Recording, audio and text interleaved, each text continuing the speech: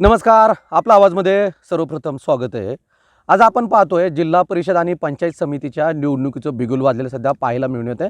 या केंदूर आणि पाबळ या गटातून जिल्हा परिषदेच्या गटातून सध्या आता भारतीय जनता पार्टीचे जे उमेदवार आहेत विकास नाना गायकवाड आणि दीपक भाऊ खैरे, खरं तर हे उमेदवार सध्या आता या निवडणुकीच्या रिंगणात असलेल्या पाहायला मिळून येतात. सध्या आम्ही शेतावरती आलो आहे. शेतावरती बाबा आहेत, खरं तर पाणी देत होते. त्यांच्यासोबत आपण बातचीत करणार आहोत. बाबा, काय नाव तुमचं? बाजीराव ज्ञानोबा मांदळे. काय लावलं शेतात आता? कांदा आहेत, मका आहे, फ्लावर आहे, गाजर आहे, मका आहे. काय चाललंय आता जिल्हा परिषदेच्या निवडणूक? हवा झाली तयार. विकास नाना खैरे आणि बिनदास 100% येणार. दीपक भाऊचं काम कसं आहे? दीपक भाऊने आमच्या वाडीकरता 2 कोटी रुपये स्वतःचा खर्च करून पाणी पोच केले. टँकरमध्ये नानाने टँकर चालू केले. ते पापळ केंद्रगटामध्ये खैरवाडी, रामारी, केंदूर चौकडं लग्न. विकास नाना 100 लग्न करतोय बिना पैसा घेता. भांडी कुंडी सगळं त्याचे मंगळसूत्र, साड्या, कपडे सगळे देतात. ते जेवणचा रुपया घेत नाही. अशा त्यांचं काम कसं आहे? असं आहे चांगलीची, आपल्या भांड्यात नाही पण चांगलीची. नक्कीच. हां, विकास भाऊंचं काम कसं आहे? चांगलं 1 नंबर काम आहे. विकास भाऊ तुम्ही विचारू नका. आता ही शेतात पाणी वगैरे येतं, इथं काय मदत वगैरे होती की त्यांची? सगळी मदत त्यांची जी. आता आमचं काय आहे, सगळी त्यांची मदत आहे. आम्ही काही करत नाही. सगळे त्यांनी जाऊन गेलेले. मला त्यांनी आजारी पडलो होतो वाघुडल्या एका झांकीला एका माणसा भेटायला गेलो तुम्ही. वाघुडीत पडल्यानंतर ती माणसं मला दवाखान्यात ती दवाखान्यात म्हणली हा माणूस गेला आहे. तर मग विकासनाने माझ्या बास जावयानी मला झांकीत नेलं. स्वतः अशोकबाबू पवार 3 दिवस माझ्या येऊन बसले. 5 लाख डिपॉझिट भरलं. मला त्या 9 लाख रुपये आणून दिले बिना खर्ची. आणि माझं ऑपरेशन कट्टा झाले. माझं वय आता 68 आहे. मी 1 नंबर झाले का. माझी काही काळजी नाही. मी सगळं काम करतो. तर खाण्याकरता चपाती आणि दूध खातो, बाकी काही खात नाही. बरोबर. सर्वसामान्यांच्या नागरिकाला धावून जाणारे विकास भाऊ. माझ्या काळात माळ आहे. मी माळकरी माणूस आहे. मी काही कोणाचं चुतागिरी करीत नाही, काही नाही. मी खरं बोलतो, खोटं गाव बोलतो नाही. नक्कीच. दीपक भाऊनी पण इथं काहीतरी पाण्यासाठी काही उपाययोजना केल्या? भाऊनी 2 कोटी रुपयाची आमच्या वाडीकरता पाईपलाईन करून दिलेली. 2 मोटर बसवल्या 15-15च्या 8-7 इंची पाईपलाईन करून. एक वड्यामध्ये, एक ताळ्यामध्ये आज पूर्ण पाणी आहे आम्हाला तिकडे. आम्हाला नाही फायदा, मला पण वाडी संपूर्ण फायदा आहे.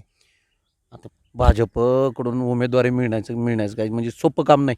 आणि ती पण म्हणजे दोन्ही उमेदवार आपल्याच गावातून ते आमचे लय भाग्य थोडं झालं. आम्ही 1% मतदान करणार. बरं, आता येणार आहे. तसं जर बघायला जर गेलं तर दीपक भाऊ खैरे राष्ट्रवादीत होते. आम्ही राष्ट्रवादी होतो, नाना राष्ट्रवादी, सगळे राष्ट्रवादी. पण आपल्याच माणसाला तिथून उमेदवारी नाकारली, त्याच्यामुळे सगळे नाराज आहे. सगळे नाराज झाले. आम्ही इकडे आम्हाला बीजेपीने हावून नाका मारून उमेदवारी दिली. मग आता सगळे भाजपसोबत. सगळे भाजपसोबत. भाजप लागली तर कमळ फुललं. कमळच फुल लागलं. ते आजच लागले जमाई. त्याची काय काळजी करू. मी आजच ते संपूर्ण शिरूर तालुक्यामध्ये जिल्हा परिषद आजच त्यांचे सीट लागले. नक्कीच लागले. खरं तर म्हणजे तसं जर बघायला जर गेलं जिल्हा परिषदेच्या केंदूर आणि पाबळ गटातून सध्या हे भारतीय जनता पार्टीचे हे 3 उमेदवार असताना पाहायला मिळून येतात. खरं तर एकीकडं विकास नाना गायकवाड आणि दीपक भाऊ खैरे, तसं तर आशाताई साकुरे, ह्या 3ही उमेदवार सध्या या जिल्हा परिषदेच्या गटातून या ठिकाणी निवडणूक. 600 गाडी होती प्रचाराला. 600 गाडी होती. 600 गाडी होती. म्हणजे काही जरी झालं तरी माणूस की त्यांनी जिवंत ठेवली माणूस की. ते का त्यांचा रोज स्वयंपाक येतं सगळ्या प्रचार माणसाला. आचारी 2-1.5 लाखाचा. आता प्रचारात तर चालतं त्याचा काही तो भाग वेगळा, प्रचाराचा भाग वेगळाच म्हणा. परंतु त्यांची कायम सहकार्य असं त्यांचं शेतकऱ्यांना कायम सहकार्य करतात. ते अजिबात मागे मोडत नाही, काही बघत नाही.